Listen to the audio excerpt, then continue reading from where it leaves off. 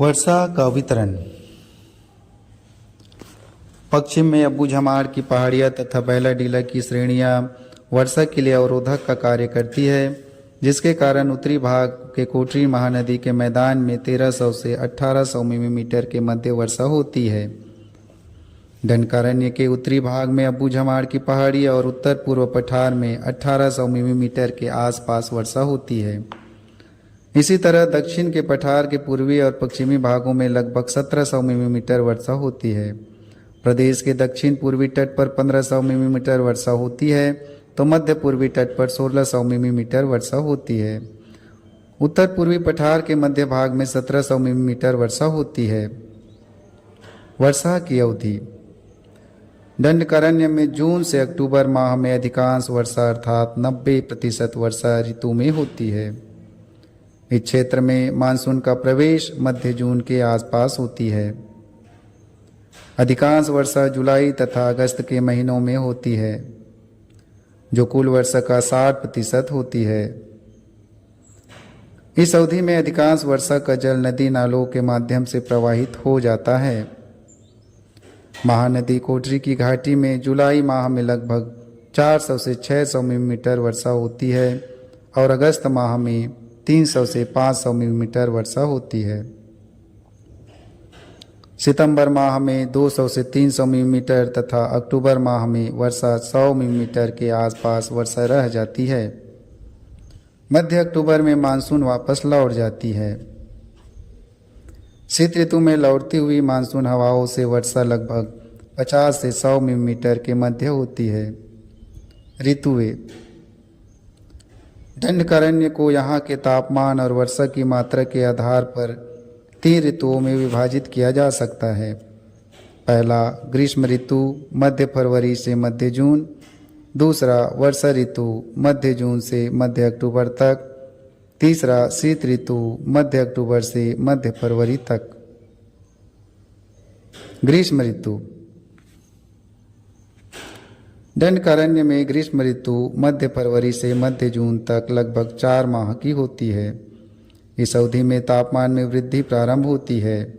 मध्य फरवरी के आसपास तापमान 21 डिग्री से 32 सेंटीग्रेड तथा न्यूनतम तापमान 14 डिग्री सेंटीग्रेड से 15 डिग्री सेंटीग्रेड के आसपास होती है।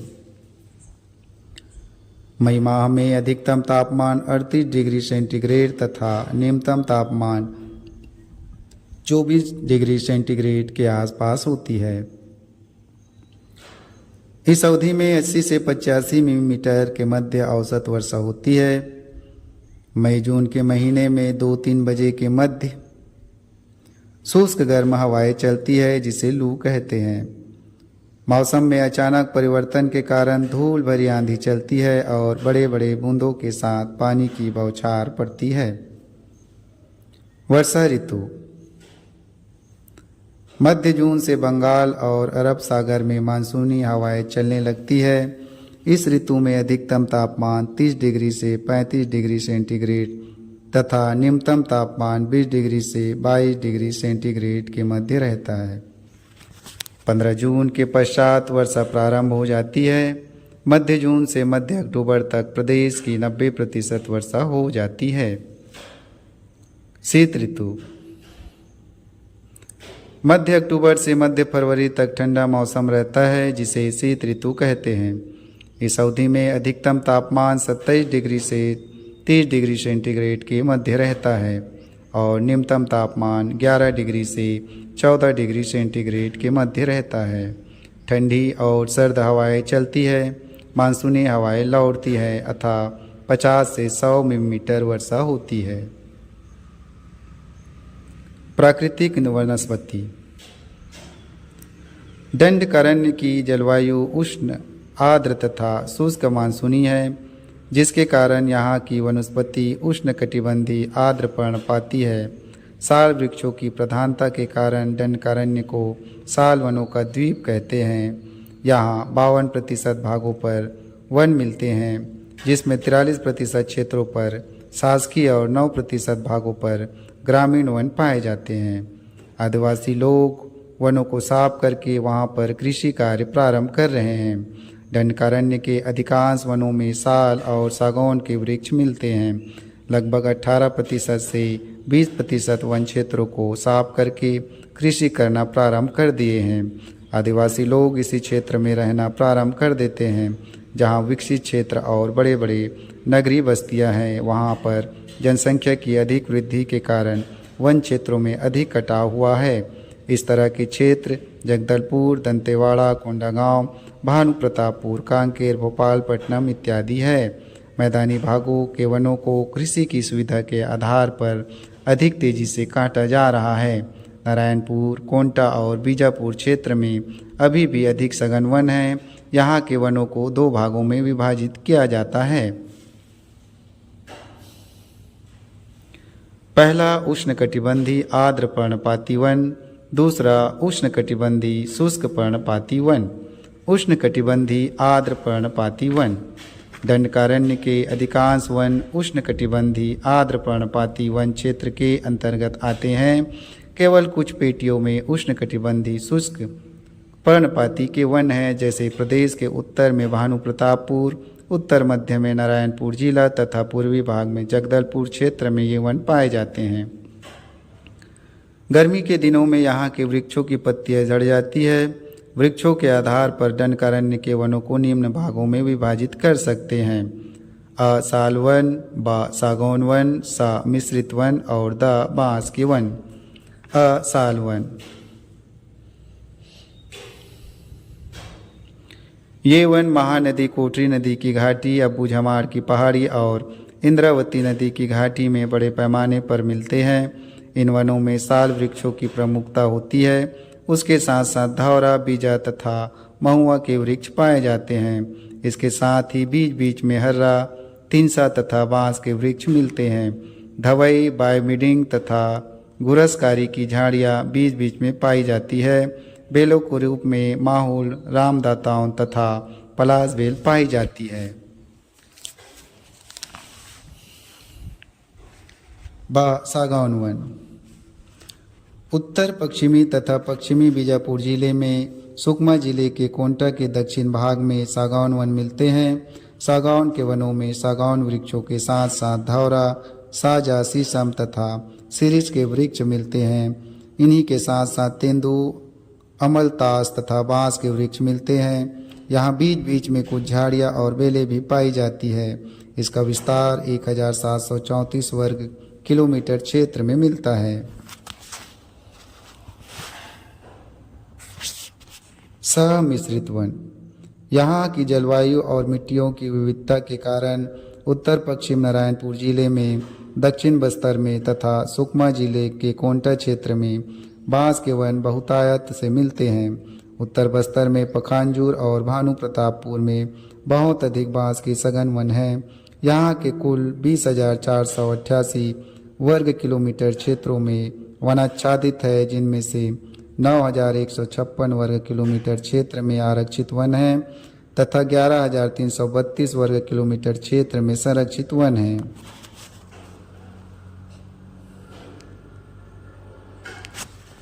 द बांस।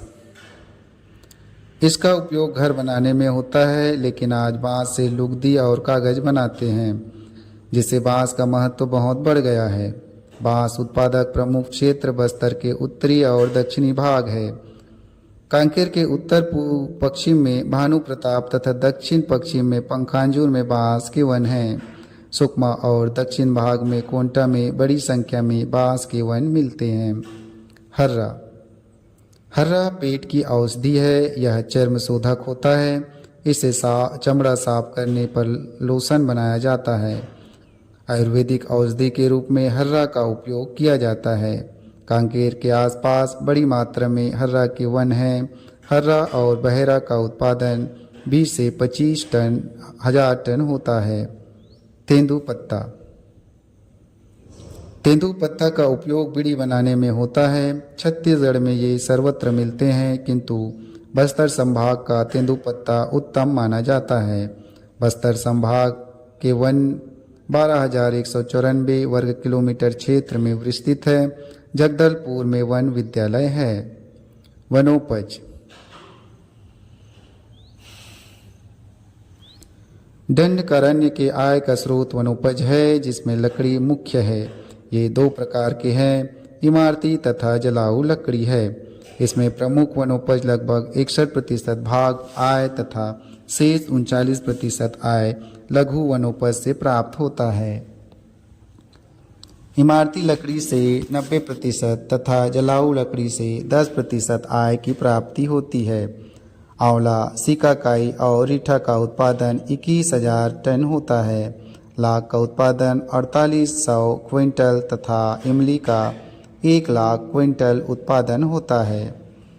यहाँ का प्रमुख लघु वनोपज हर्रा, बहेड़ा का उत्पादन 20 से 25,000 टन, तेंदुपत्ता, घास इमली, तिखूर, लाख, महुआ, गोंद तथा फूलबहारी, झाड़ू, साल बीज, आंवला, शहद, टोरा, कुसुम बीज, महुआ फूल, आमचूर, कोसा फल, बेद, धूप, काजू व तेंदुपत्ता प्रमुख वनोपज है।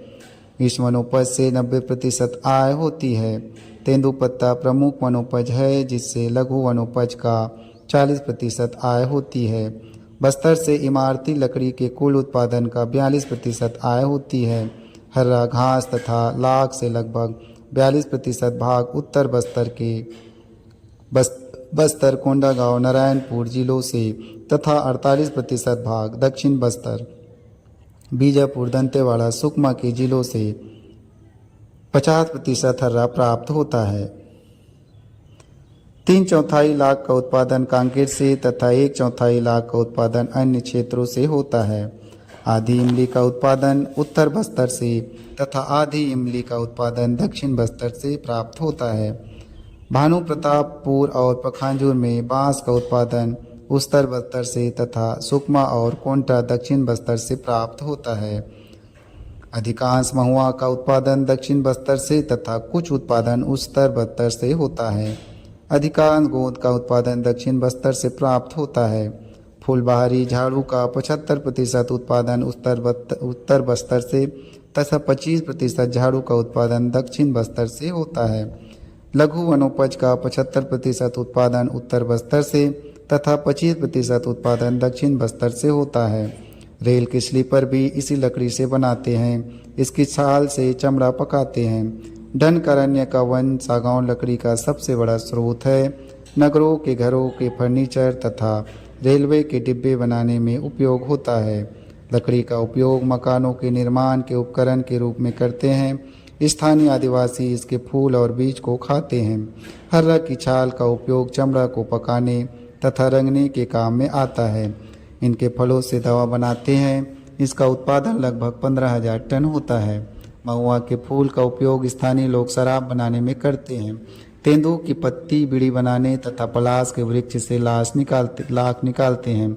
बनों से तिखूर, गोंद, शहद, टोरा, अमचूर, बेत, धूप व काजू एकत्र करना वनवासियों का महत्वपूर्ण व्यवसाय है।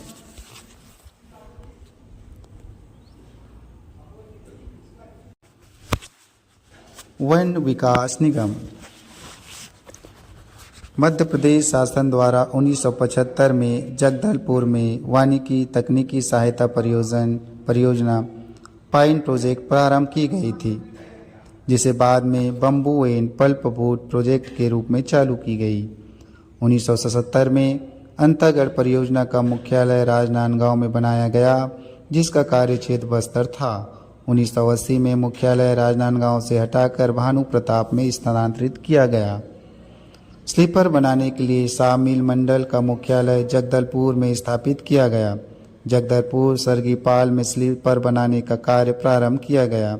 छत्तीसगढ़ राज्य वन विकास निगम एवं निजी कंपनी के संयुक्त प्रयास से उच्च गुणवत्ता के प्लाईवुड निर्माण कार्य जगदलपुर में प्रारंभ किया गया। अनुसूचित जनजातियों के युवा बेरोजगारों को स्वावलंबी बनाने हेतु कोलचूर प्रोजेक्ट के अंतर्गत सेवई और केकती रोपण कार्यक्रम किया जा रहा है, जो 1990 से चालू है। मिट्टियाँ, यहाँ की मिट्टियाँ अधिकांश अम्लीय है। यह क्षेत्र पहाड़ी एवं पठारी होने के कारण यहाँ लाल और बलुई मिट्टी अधिक पाई जाती है। यहाँ की मिट्टी का रंग लाल होता है।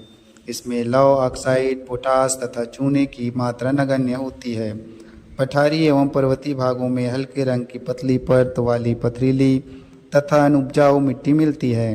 नदियों की घाटियों में मिट्टी होती है। यहाँ 4 प्रकार की मिट्टी पाई जाती है। पहला लाल बलुई मिट्टी, दूसरा लाल दोमट मिट्टी, तीसरा लाल तथा पीली मिट्टी, चौथा लेटेराइट मिट्टी। प्रदेश के अधिकांश भागों में लाल रेतीली मिट्टी पाई जाती है। कांकेर जिले के पूर्वी भाग, उत्तरी भाग और पूर्वी कोंडागांव जिले में यह मिट्टी पाई जाती है। स्थानीय वर्गीकरण के आधार पर मिट्टी को निम्न भागों में विभक्त कर सकते हैं। पहला कन्हार मिट्टी, दूसरा मटासी मिट्टी, तीसरा डोरसा मिट्टी, चौथा भाठा मिट्टी, पांचवा पटपर कछार, छठा पाल कछार मिट्टी।